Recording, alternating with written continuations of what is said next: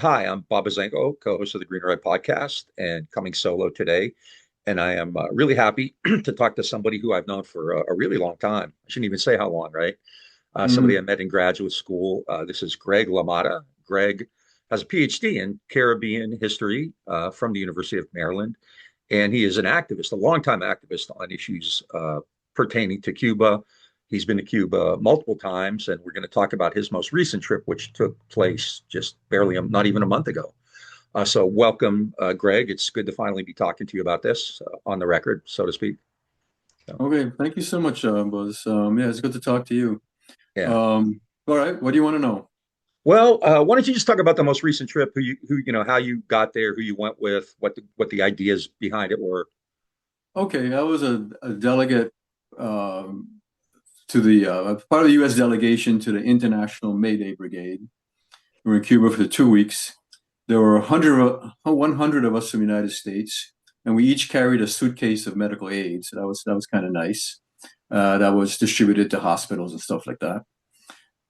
There were roughly, let's see, but I think there was 324 was the official number, total number of delegates. So 100 from the United States and 224 from 15 other countries. So let's see, I don't remember all of them, but Gambia, South Africa, Germany, Britain, Canada, Colombia, Chile, Brazil, and stuff like that. So it was a lot of fun. It made singing the International quite emotional when you're with all those different people from different countries. So it was good.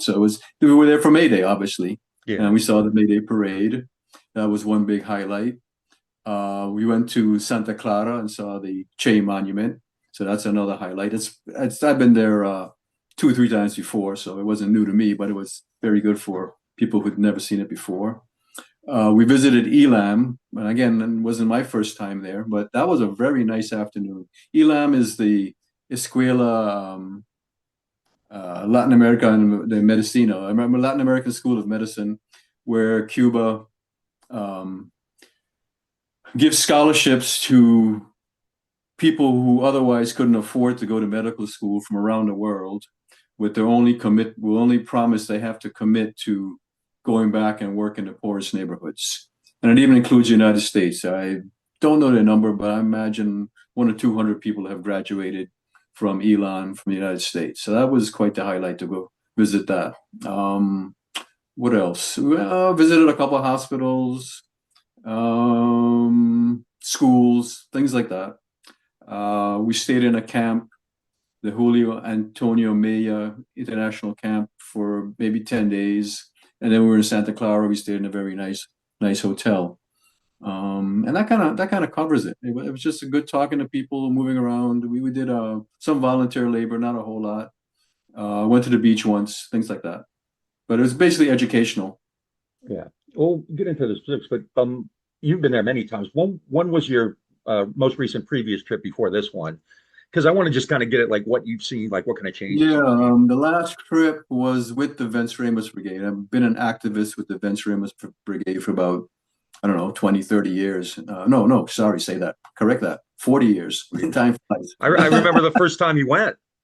First time was 87. Yeah. Um, and well, if I contrast what I saw 2 years ago, even more dramatically 40 years ago, I could say that 40 years ago, when I went to Cuba in 87, Cuba was a paradise. It was not a rich country, but everybody had everything they needed. Free childcare, free education, sufficient food, not great housing, because I always had a problem with providing adequate housing, but housing costs were cheap. And then with the fall of the Soviet Union and intensification of the blockade, I've just seen things get progressively worse. There was that slight uptick under Obama, the last couple of years of administration, when things with the Obama opening, I guess it's called. But as soon as he left office, things started getting bad again. And now they're as bad as there ever have been, and no prospect of anything getting better anytime soon, probably worse. Um, the blockade and then they're putting them on the terrorist list, which is what Trump did in his first administration. Biden promised to take them off, but never did. Well, I think he technically did on his his The last last day, yeah, office, which was, I don't know why yeah, he even bothered. yeah, And now sort of back on that, which makes it impossible for Cuba to get international financing from capitalist banks and so forth. So obviously they have aid from or relations with China and Russia and people who are working. The BRICS kind of phenomenon. Cuba is now a member of BRICS. So that there's some hope that that may bear fruit and things will get better. Um, the best example I can give you personally was the camp we stayed in. We had power, electric power, maybe 50% of the time. It was a rolling basis where you'd have 4 or 5 hours of power and then 4 or 5 hours of not having power. After 2 or 3 days, you kind of got used to it because you knew the power wouldn't be off forever. So you kind of scheduled your life around, when the power was on and when it was off. But still, that's a deterioration from just 2 years ago when that wasn't a problem. So that's what I mean. Things are, every time I've been back, ever since, but my first trip was my highlight in terms of Cuban prosperity. And every yeah, time I've been back, it's been progressively worse. So yeah. that's the sad part of the story. Yeah, I was there in 2017 when the Obama uptick was happening. So, it was nice. I stayed in a place that had air conditioning, no problem. It was, people were quite, content. But Yeah, that just, that that that that is true. I would have to admit I don't remember when I went around that time. Let's see, he left in 2016. So I must have gone sometime when I remember things were a bit better and I was hopeful then. Then they got yeah, past it. So yeah. So basically good time, going down a little bit, coming back up a little bit, then going back down again. yeah, Of course, I do believe things can get better, but I just also realize that it's going to take a while. yeah, yeah. It's going to take a while. Um, in addition to the power outages, what other kind of, stuff did you see or were people talking about, Well, food inflation. supply, medicine, things like that? Yeah, yeah. Every place we went talked about the shortages of medicine. Like I said, each of us took a Yeah, suitcase of medicine, and the brigade, the Mayday Brigade, committed to filling a shipping container of medical supplies to send to Cuba, and that will go along with there may be 3 or 4 different medical aid campaigns going on right now that people can easily log on to one of the web pages. Like Global Health Partners has a pacemakers campaign to send pacemakers to Cuba. So you just go to Global Health Partners website, donate, and make a contribution that way. It's really at this point the most effective way to fight against the blockade because politically, not much is happening. So you just gotta fight by making donations and giving material aid. Things. the medical situation is really distressing because they always were kind of like the gold standard, not just in that region, but kind of all over. Mm-hmm. Standard of living. I mean, the lifespan was longer than the U.S. Child maternity, mortality rates were lower, all that kind of stuff. So that's Mm-hmm. really And distressing.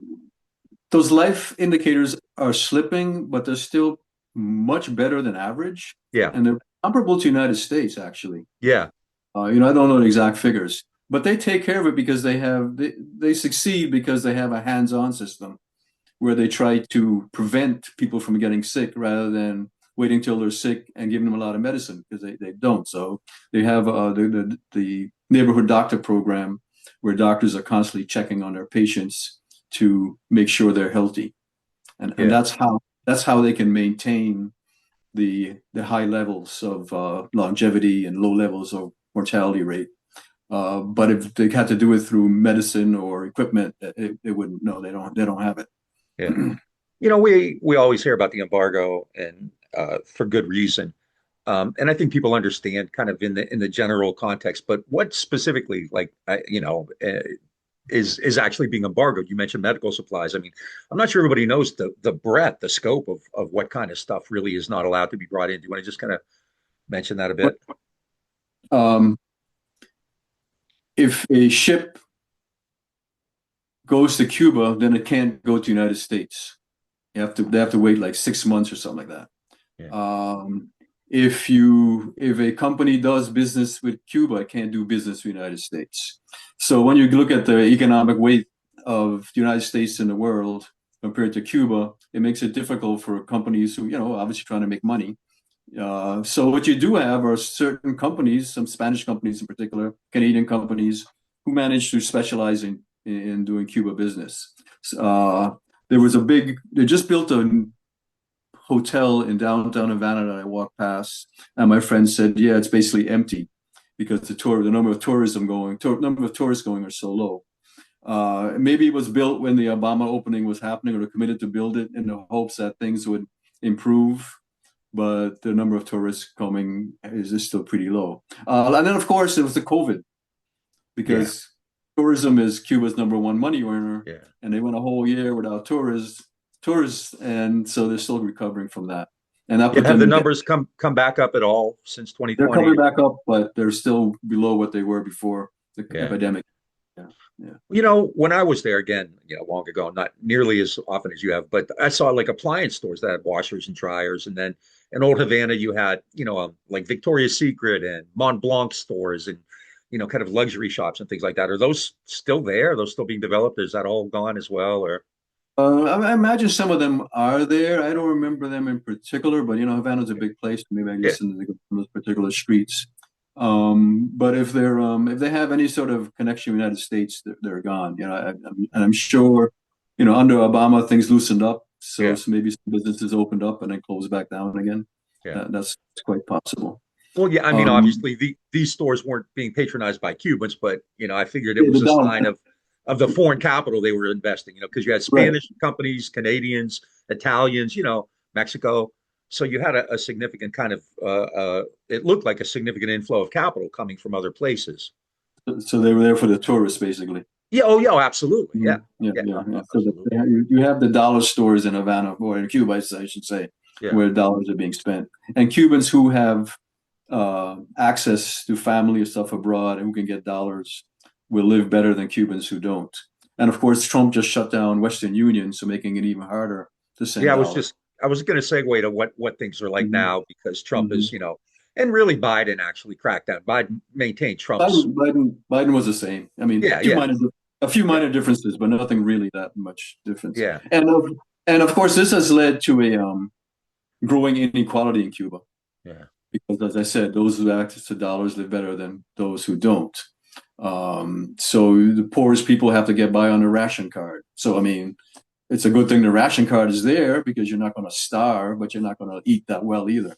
yeah. You know, they do have food stores in pesos, and the biggest complaint about those is inflation, because they say Mm, every month the price of everything is going up and up and up and up.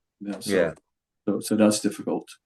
Now there's people like in Miami or Houston or wherever are still able to send money back to families. They're still Not what as I said, not through Western Union not through anymore. Western Union though, So right? they have to do it. I have a friend who sends money. I don't know how he does it, but I'm sure that within the Cuban community, they've got private ways of doing it. Yeah. So so that goes on. But What about the? Oh, God. I was going to say, I mean, one of the best indicators of how bad things are is the population has fallen. I always thought the Cuban population is close to a million, but now it's under 10 million. So people are leaving. There's bailing Yeah, out. Yeah. yeah, yeah. I remember And not that long ago it was like 13 or 14 million, and now, yeah. Um, Uh, so it must be a big shock to Cubans in the United States to all of a sudden being subject to deportation because that never happened before. yeah, I still do not know exactly how the Cuban Adjustment Act plays into these deportations because normally if a Cuban is in the United States for a year, they can get permanent residency. But I've heard of people being deported who have been here for longer than a year. So I don't know how exactly that works. yeah. Well, it's kind of funny because it sounds like the Miami Republicans are kind of pissed off too, because they've been on board and now even they're getting, kind of targeted. Yeah, that's part of it. Although I have heard that some people are using the deportation orders to target people they don't like. Oh, I believe that. Yeah, that's They'll rat out people they yeah, oh don't like. yeah, yeah. You get pissed off at somebody who didn't return your lawnmower or whatever. Sure, sure. Right. Yeah, So, there's a photo that about a week or two ago came out. It's a guy from Cuba holding a Trump 2024 banner and this and that. mhm. And he was deported. Yeah, I So saw that picture. yeah, Yeah. yeah. So, yeah. Um, no, well, what about food? The food situation? Are there food shortages? Yeah, we ate, and our friends we talked to didn't specifically complain about it, except for inflation. They just said Yeah, the prices are hard. You can get what you want, but so I don't think malnutrition is a problem. I really do not think so. yeah, I think just having a varied and sufficient diet is a problem. yeah. And going out to restaurant is something that would be like you might average family might do once or twice a year. I mean, it's just Yeah. that's beyond anybody's budget. Those Now, kind of do they things. still have the what were they called? Casa Particulares? Oh The yeah, yeah. Oh yeah, so, yeah. A lot of private businesses. Yeah, yeah. yeah. Is the level of tourism? I mean, even though it's not come back to 2020 levels, is it kind of decent? I mean, did you see from an economic Um, standpoint? You need that foreign capital. Looked pretty quiet to me. I saw a few tourists, but not many. Yeah, Just from talking to people, I didn't yeah, get the same. I mean, it's coming. I've seen the figures, and I know they're a little bit higher than they were last year. yeah, But they're still got, and I don't know what it is, 3 or 4 million a year. I think is considered really good. So yeah, maybe they might be 2 million a year. I don't remember the numbers off the top of my head. yeah. You mentioned the population is dropping. Is that because the birth rate's dropping, or more people leaving, or Birth rates dropping, and people are leaving. I think the biggest factor right now, people are leaving. yeah? Yeah, To people. where are they going besides the Well, U.S.? most of the United States, although I know I have a friend whose daughter is going to Uruguay. Oh, okay. And that's fully legal. I mean, they got the paperwork done, and they're Sure, still sure. going out. Yeah, yeah. Well, it's also probably, I mean, the fact, for a while, especially when Hugo Chavez was alive, I think Venezuela was helping with oil supplies and things like that. And I assume now that's probably gone down as well. Yeah, because the Venezuelans are leaving. Now they're coming to Yeah, come back. Venezuela is starting to recover, so that's good news, but yeah, they've got a ways to go. Yeah. yeah. Um, when I was there, and again, my experience is obviously paltry, but one thing that struck me is people were pretty willing to talk, and what I thought were fairly candid ways. Did you get that sense where people still kind of being open with you about what the situation was like? Oh, And oh God, all I got was an air full of complaints. yeah, right.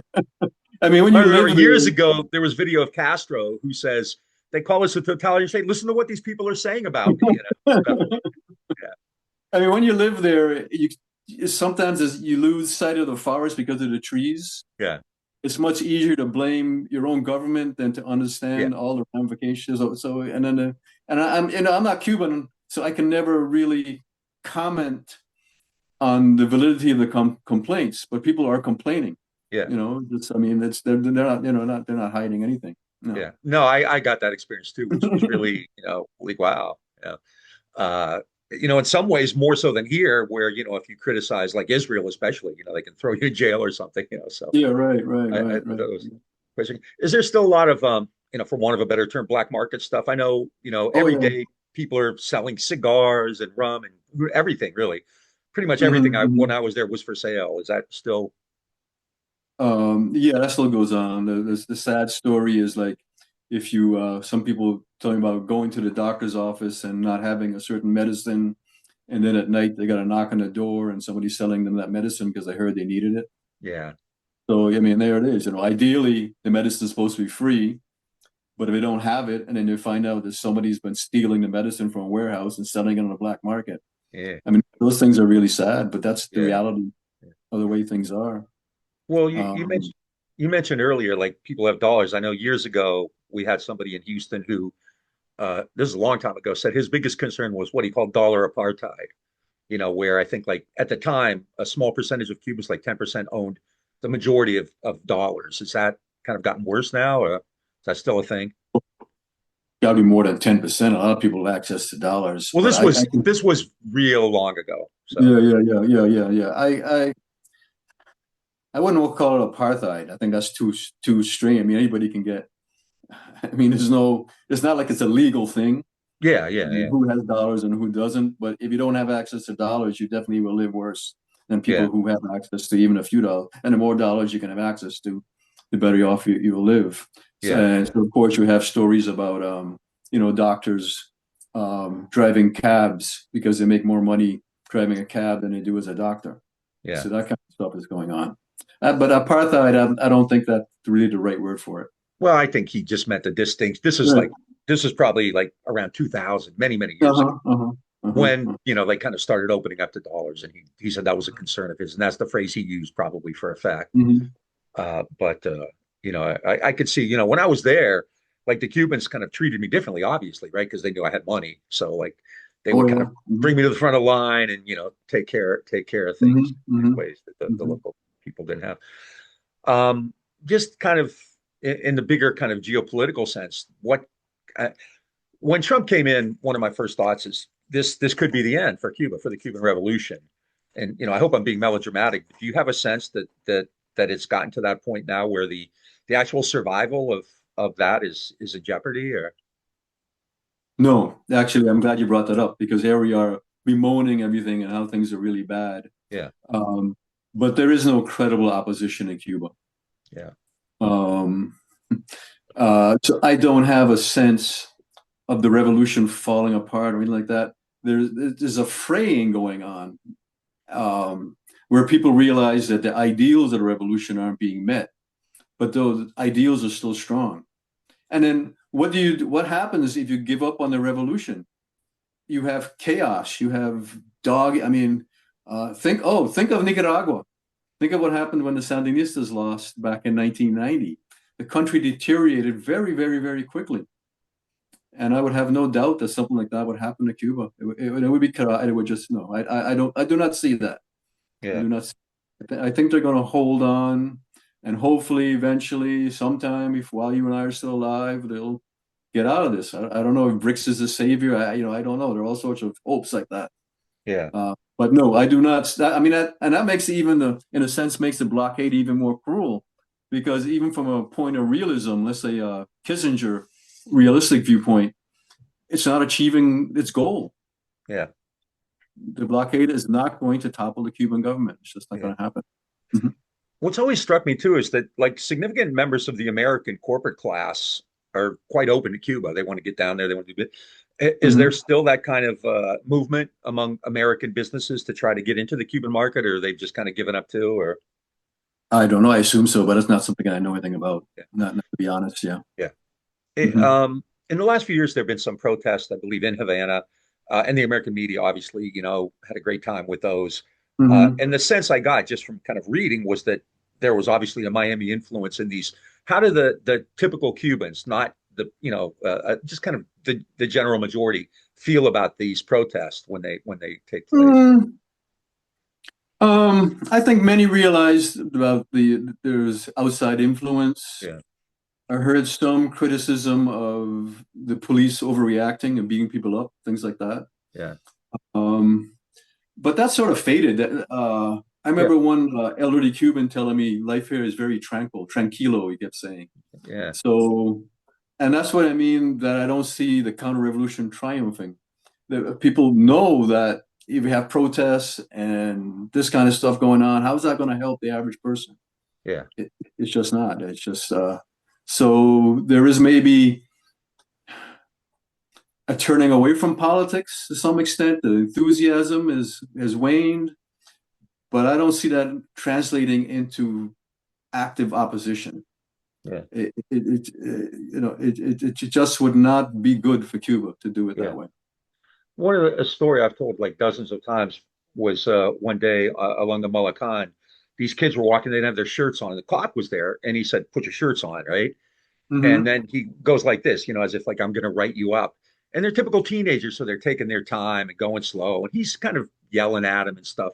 And they slowly put their shirts on and walked away. And they were jawing with each other the whole time. And in the United States, that it easily would have been an arrest, could have been a shooting. So that really kind of struck me that, like, they actually handled it differently there than they would have here.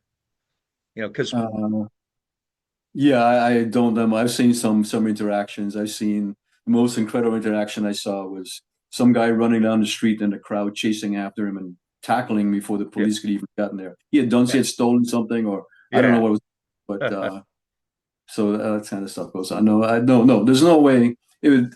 There are probably very few countries that where you have the hostility of police, like in the sense the way you have in the United States. I mean, it's yeah, just really. exactly. Yeah, that's the point, right? So, Yeah. so. Um, well, this is fascinating. Anything like kind of lasting ideas or anything like kind of to you think, you see coming down the pike or anything like that? Any last words or thoughts? Or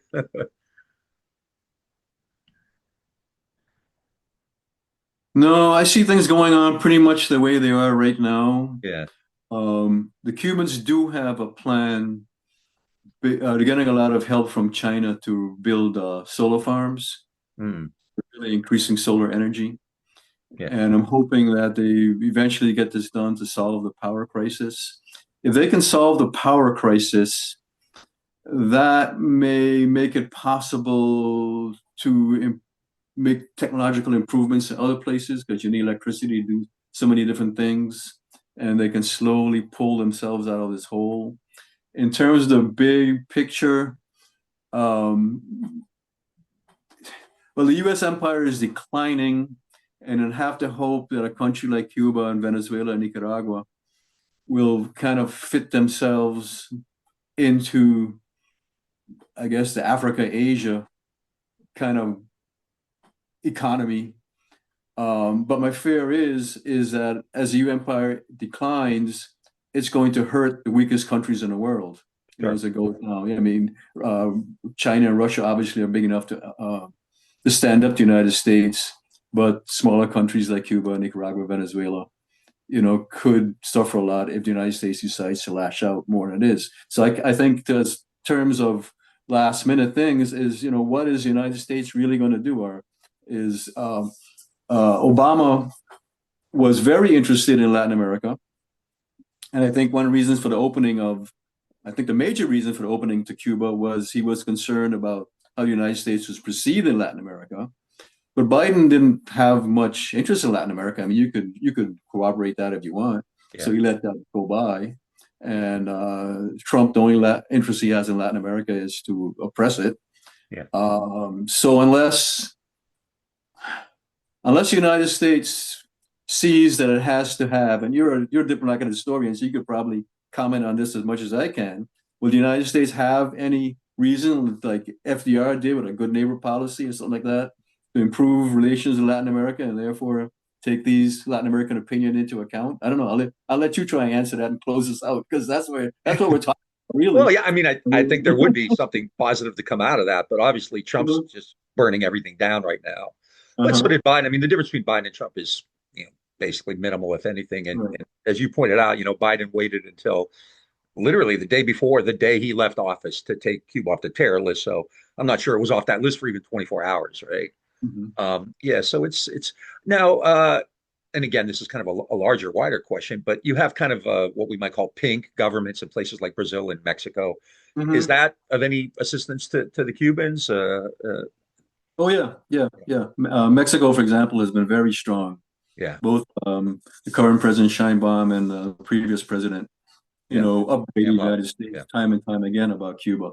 yeah, And now that Brazil is under Lula, you'll see a improvement of things. yeah, yeah. Then of course there's Venezuela and whatever. Argentina, of course, that's Oh, yeah, so yeah. I mean these little things, but it yeah, all fits the bigger picture of um, how is Latin America going to relate to the United States?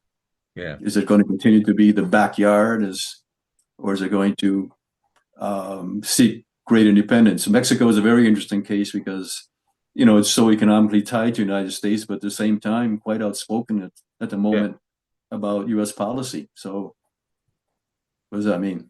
I guess there's a possibility, with Trump running roughshod of the entire region, that they would coalesce to kind of fight against the U.S. I mean, Mexico is looking for new, developing new trading agreements and, Hmm. Hmm. things like that. So, maybe, when you destroy everything, sometimes you kind of also create the seeds for rejuvenation. So maybe, Hmm. Hmm. There's a hope. We always have to live yeah, with the hope.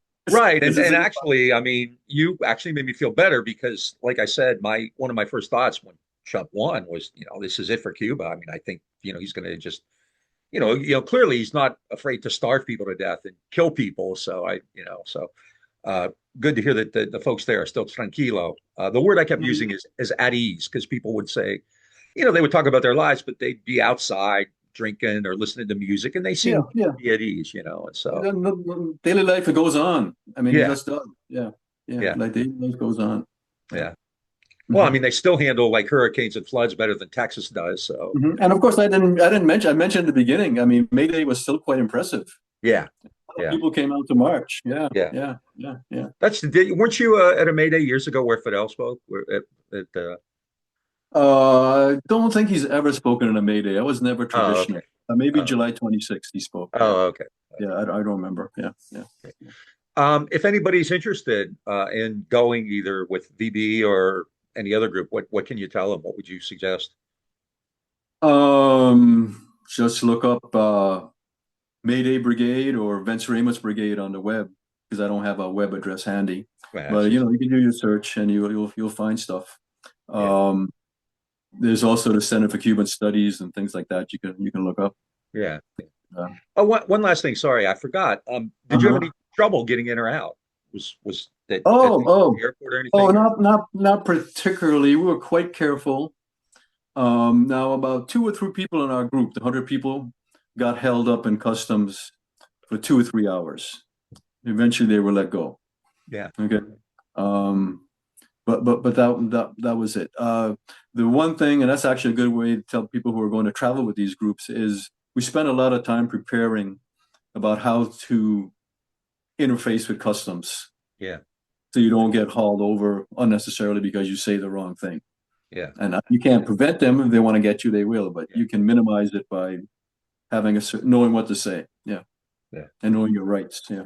yeah. That's good. I was expecting kind of much worse news on that front, so that's good to know. So, Yeah. People have uh, been held up by other groups, so it's still possible. Yeah. Yeah. yeah, yeah. Mhm. Well, yeah. Thanks so much. I'm glad we finally got a chance to do this. I've been chatting with you about it for a long time, and really appreciate it. Greg LaMotta, who I've known for hell 40 years now. Uh, Mhm. from the University of Maryland, got a PhD in Caribbean and Latin American history, and has been an activist on Cuba forever, and has been visited like at least what a dozen or 20 times or something like that. You've been I'd there say about 10 times, about 10 10 times. times. Yeah. Okay. About 10 Okay. times. Yeah. Yeah. It seems like every time I talk to you, you were either going or coming back or Oh, something yeah. like It was every 2, 3 years ago. Yeah. Yeah. yeah, Yeah. no, it's just awesome, Before. and really, Yeah. really appreciate it. And still very active with various peace groups in Massachusetts, and so that's really cool to see that going on. Yeah, we got our work cut out for us. So, thank you so much. This is Bob Bazenko solo today on Green and Red Podcast, talking to Greg LaMotta about Cuba, and we really appreciate everybody who watches and listens and everything else. Go to our website. Which I like you with the Cuba things. I don't even know my own website, right? I don't know if it's Green Red Podcast or Green and Red Podcast.org, but Yeah, it's easy to we'll find. find out. Just put in green, Yeah, it's red, easy. and You just put it in. Yeah. So thank you all so much.